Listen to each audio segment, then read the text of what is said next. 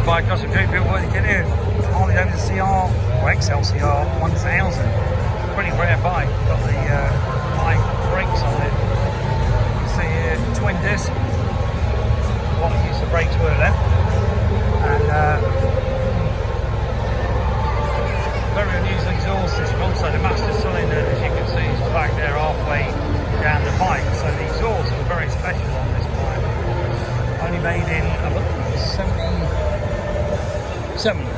Yeah, 1977. They had this funny exhaust system, so it meant you couldn't use a conventional pipes on them. But pretty rare pieces of Wars Harley Davidson bikes. You can see as well, 1919 or something, 1912, and then a WLA, which is obviously the military bike, followed by the old Sportsters K series. So if you're interested in any great fits for your bikes, give us a call at 1773 3566.